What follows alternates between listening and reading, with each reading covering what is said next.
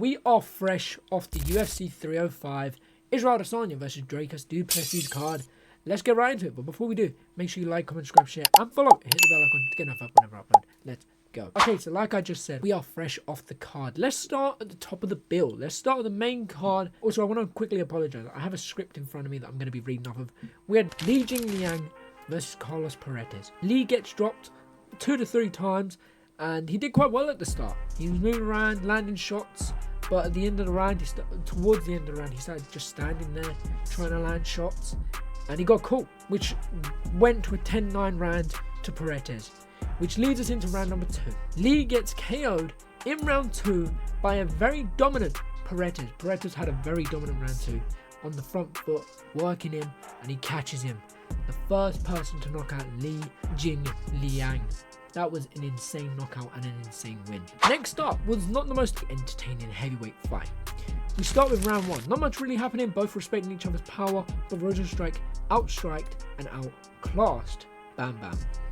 In round 2, Bam Bam looked better, but again, he was outclassed, he was outstriked. He also landed a short leg kick on Rozenstruik, but I think the toe, commentary was saying the toe caught Rozenstruik's knee, and Rozenstruik took advantage of that, started landing uppercuts and just basically letting it all out for a little bit, which was towards the end of the round. And then round 3, again, Bam Bam looked good, but he got outclassed and outstriked again.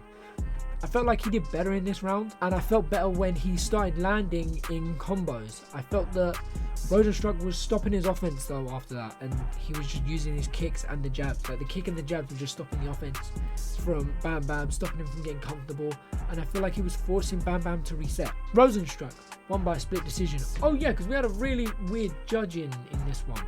One of the judges gave it 30-27 to Bam Bam. Bam Bam did not win a single round. In my opinion, Bam Bam lost every round. Maybe the first round you could go, ooh, maybe. No, in my opinion, it was a complete domination from Rozenstruik. Next up, we have the most entertaining fight on the main card. Dan Hooker versus MATEUSZ GAMROT. Dan Hooker got taken down in round 1 and had a bunch of ground and pound strikes land on him, and Gamrot drops him. In round 2, and he had a massive cut. He had a cut, I think here. He had a cut there. I feel like in round 2, Gamrot kind of took the round, in my opinion. In my opinion, Dan Hooker did win this round, and I feel like his strikes were hurting Gamrot. I feel like he started to find himself in this round. This was more of his round. Gamrot had round 1, I feel like he was taking this one. But I also felt this was a very close round. I feel like if you scored it either way, I feel like it could have been a win for either guy. Because in round 3, Dan took an advantage. Dan took striking to a whole new level. He was stalking him down. Gamrot was looking uncomfortable, and it looked like he struggled to take Dan down. And I feel like Dan had a very dominant round. I feel like Dan was doing exactly what he needed to do, which was force Gamrot on the back foot so he couldn't make a takedown attempt and make it a very uncomfortable fight for him. Dan Hooker won by a split decision. And now we move on to your co-main event of the evening, Steve ERCEG versus Kai Kara-France. I feel like in round 1, Steve waited too long, took his time, then opened up a little bit at the end of the round, and it was starting to look a little bit good for him. I'm backing Kai up, but Kai steps forward with a 1-2 and misses, lands the 2 overhand left, and gets dropped. And then Steve gets back up, Kai Kara-France kind of backs him up against the fence. Steve kind of turns his back, then turns back round, and then Kai Kara-France uses his right hand and absolutely sleeps Steve ERCEG by round 1 KO. Next up, in my opinion, not the most entertaining fight on the card. It wasn't the most boring, but it wasn't the most entertaining either. In round 1, Izzy was on the front foot.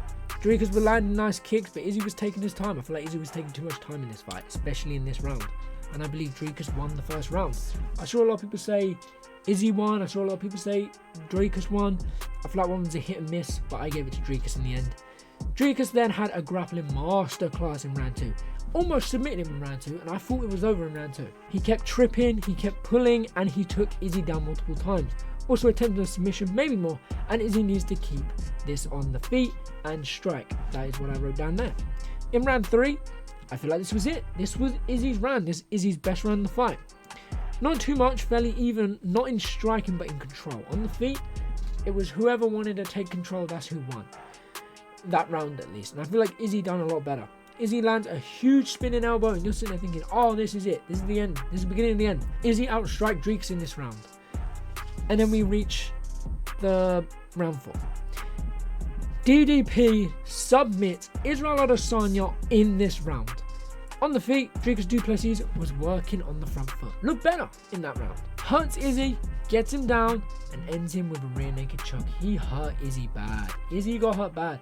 It was like the Sean Strickland fight, where Sean Strickland landed that right hand, Izzy went down to a knee, and then he just started unloading shots. And that is exactly what DRICUS done.